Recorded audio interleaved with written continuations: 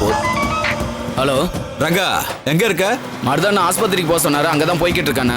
சரி, பேஷண்ட் பேரு முரளி, முதல் மாடி 4வது ரூம், படுக்கையோட தூக்கிடு. சரிண்ணா. அப்படி கடத்தினதும் நேரா நம்ம இடத்துக்கு கொண்டு போயிடு. 2 நிமிஷம் தான் டைம், கரெக்டா முடிக்கணும். சரிண்ணா. முடிச்சிட்டு எனக்கு ஃபோன் பண்ணு. சரிண்ணா.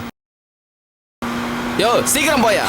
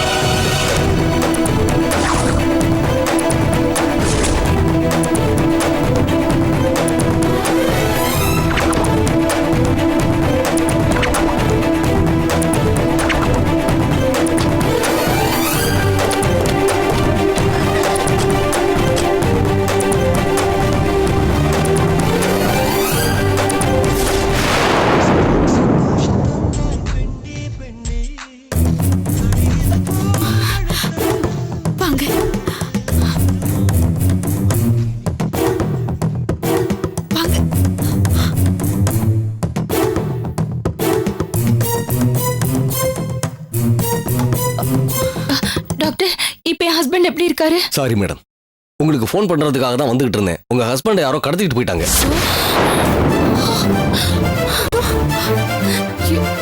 என்ன? வாட்? நான்சென்ஸ்! என்ன சார் இப்படி பொறுப்பில்லாம பேசிட்டு இருக்கீங்க? இவ்வளவு பெரிய ஹாஸ்பிடல்ல பட்ட பகல்ல ஒருத்தரை கடத்துற அளவுக்கு என்ன வேடிக்கை பார்த்துட்டு இருந்தீங்களா? சாரி மேடம், எங்க மேல தப்பு இல்ல மேடம். வந்தவங்க யாருன்னு எங்களுக்கு தெரியல மேடம். வந்தவங்கலாம் ரவுடி மாதிரி இருந்தாங்க.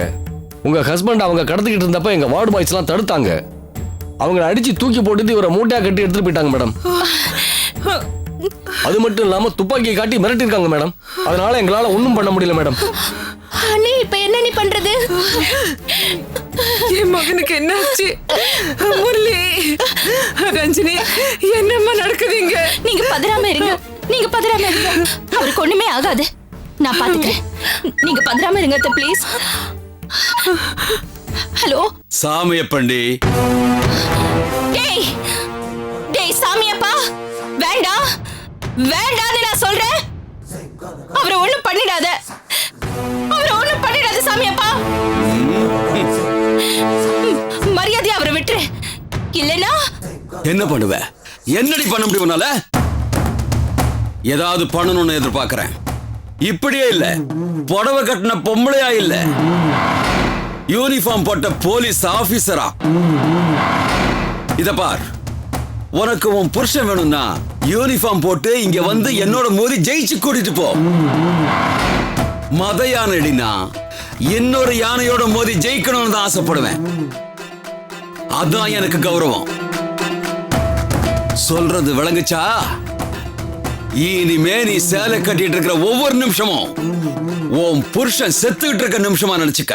சாமியப்பா வேண்டாம் வேண்டாம், அவரை விட்டு. Hello hello.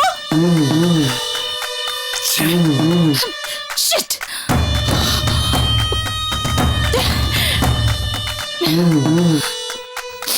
ரஞ்சனி, என்னாச்சு? முரளி எப்படி இருக்கா? நான் சொல்றேன் முதல்ல இந்த ஹாஸ்பிடல்ல இருந்து நம்ம கிளம்பிடுவோம். வாங்க போலாம். வாங்க, எல்லாத்தையும் நான் சொல்றேன். முதல்ல போலாம் வாங்க.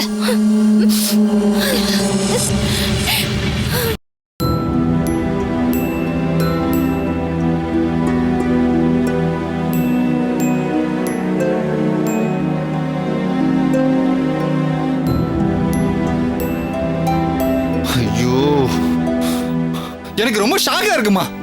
நம்ம வீட்லயே எப்படியா நடக்குதுன்னு நினைக்கும் போது ரொம்ப ஆச்சரியமா இருக்குமா. பொழுது விடிஞ்சா யார் இருப்பாங்க, யார் இருக்க மாட்டாங்க, யாரை கடத்துவாங்கன்னு பயந்துச்சு அப்படி இருக்க முடியும். பேசிட்டு இருக்கிறதுல அர்த்தமே இல்ல. முதல்ல நம்ம போலீஸ்ல கம்ப்ளைண்ட் கொடுக்கலாம்க்கா. பைத்திய மாதிரி பேசாதடி. அவன் அண்ணியோட மோதிட்டு இருக்கான். அண்ணனை பகட கையை யூஸ் பண்ணிட்டு இருக்கான். அவன் சொன்னதை செய்யலன்னா அண்ணனை ஏதாவது செஞ்சிருவானோன்னு எனக்கு பயமா இருக்குடி. அப்பான்னு ஒருத்தர் இருக்காருங்கிற நம்பிக்கையோட இருந்தோம். ஆனா இப்ப அவர் இல்லைன்னு தெரிஞ்சதும் அவருக்காக ஒரு சொட்டு கண்ணீர் விட்டு அழுக்கூட நேரம் இல்லைன்னு தெரிஞ்ச உடனே எனக்கு ரொம்ப கஷ்டமா இருக்குக்கா. மது, அப்பா இல்லங்கிறத நினைக்கும் போது மனசுக்கு வேதனையா தான் இருக்கு. ஆனா இப்ப அதை நினைச்சு நம்ம டயத்தை வேஸ்ட் பண்ண முடியாது மது. ஏதாவது பண்ணி நாம அண்ணனை காப்பாத்தி ஆகணும் மது. என்ன பண்றதுன்னே தெரியலையே. ஏய் அண்ணிய திரும்ப போலீஸ் டிபார்ட்மெண்ட்ல சேர சொல்லிடலாமா? என்ன சொல்ற? ஏய் என்ன சொல்ற? ஏய், அண்ணி எப்படி திரும்ப போலீஸ் வேலையில சேருவாங்க? யூனிஃபார்ம் போடுனா அவ்வளவு ஈஸியா டிபார்ட்மெண்ட்ல ஒத்துப்பாங்களா? டிபார்ட்மெண்ட்ட பத்தி நாம எதுவும் பேச வேணாக்கா. அண்ணி நம்ம குடும்பத்துக்காக எவ்வளவு பாடுபட்டிருக்காங்க.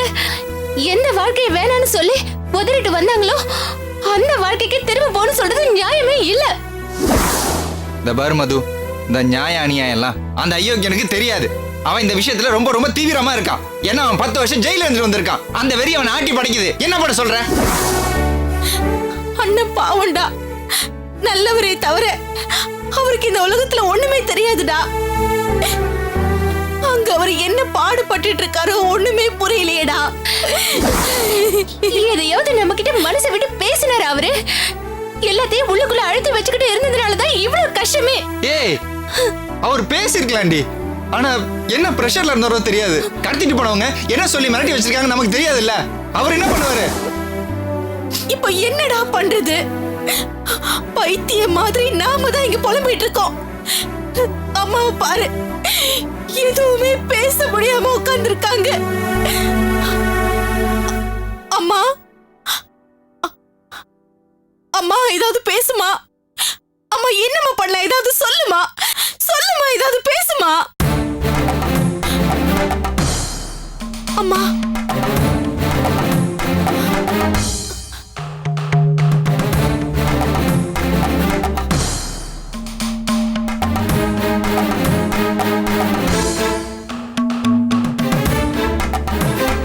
வா.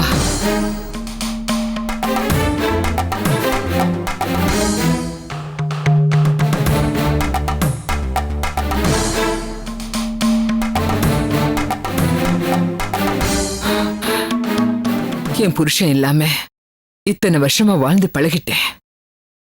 இனிமேலும் அப்படிதான் இருக்க போறேன். அது எனக்கு பெருசா தெரியாது.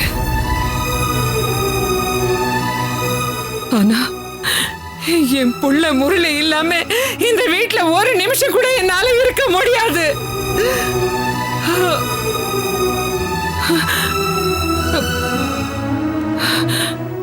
அனாதைன்னு சொல்லிட்டு நீ இந்த வீட்டுக்குள்ள வந்த.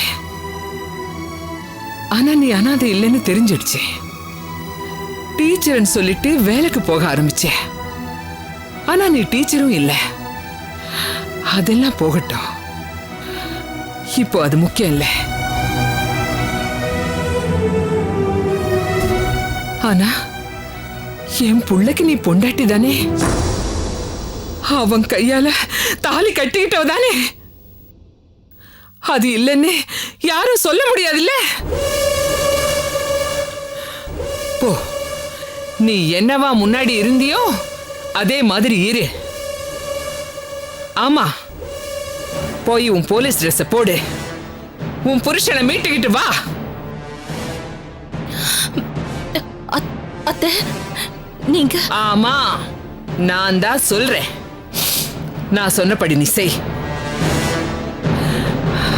அந்த அயோக்கியம் சொல்லி நீ யூனிஃபார்ம் போட மாட்டே, அது எனக்கு தெரியும்.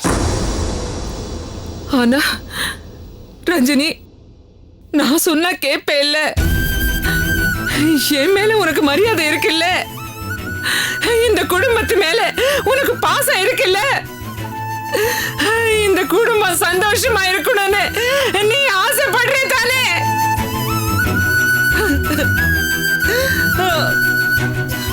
அதெல்லாம் உண்மையா இருந்தா நீ இப்பவே போ, திரும்ப டியூட்டில சேரு. இத பாரு, முரளியை கூட்டிக்கிட்டு தான் நீ இந்த வீட்டுக்குள்ள வரணும்.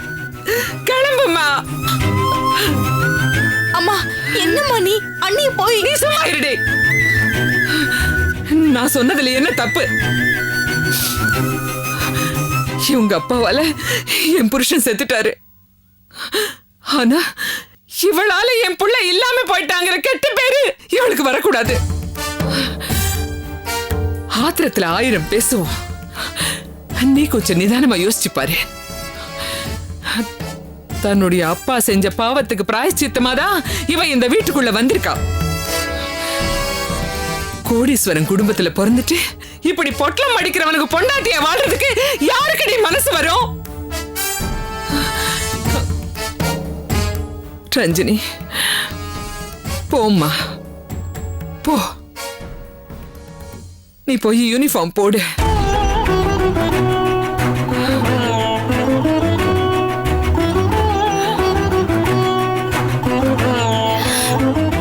ஆமா அத்தை, பிராயச்சித்தமாதான் நான் இந்த வீட்டுக்குள்ள வந்தேன்.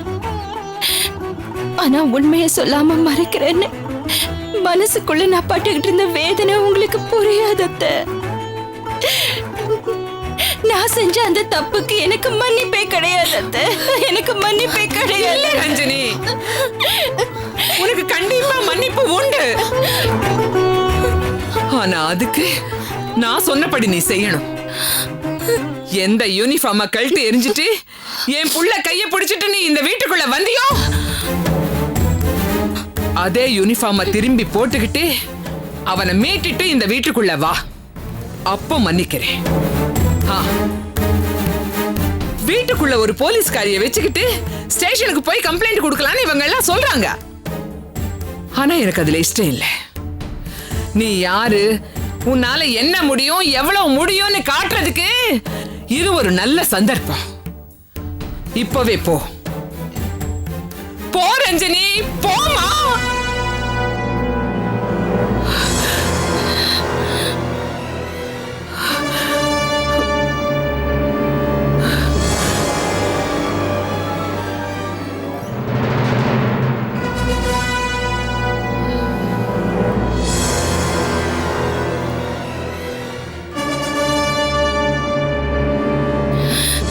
சரி அத்தை, உங்களுக்காக நான் இதை செய்யறேன்.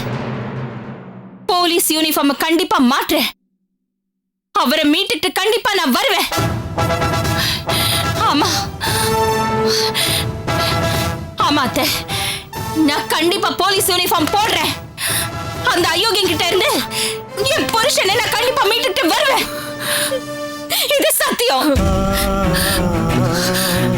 இது சத்தியம்.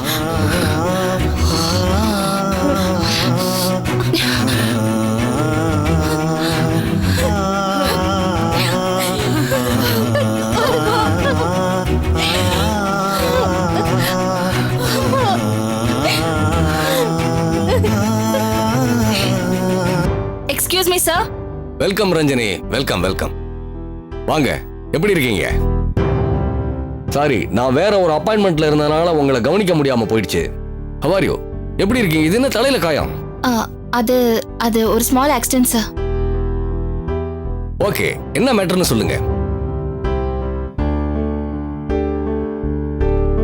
நான் யூனிஃபார்ம் வேண்டான்னு சொல்லிட்டு போனதுக்கு அப்புறம் ரொம்ப நல்லா இருக்கிறத தான் இது வரைக்கும் நினைச்சிட்டு இருந்தேன்.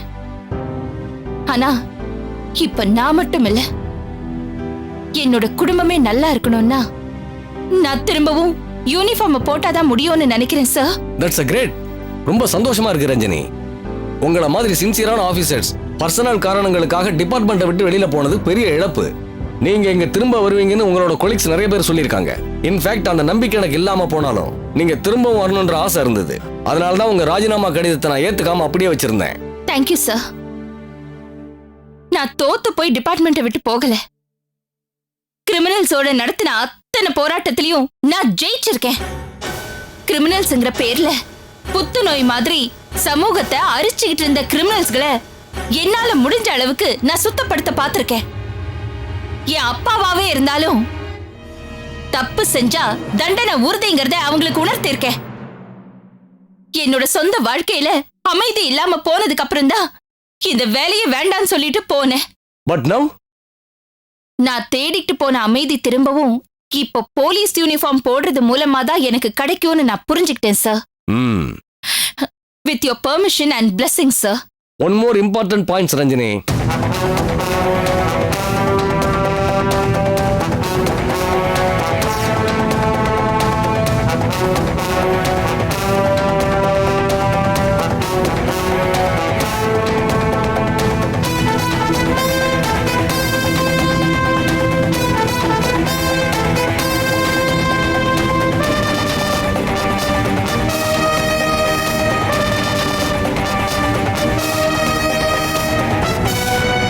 Okay, you go and join. All the best. Thank you, sir.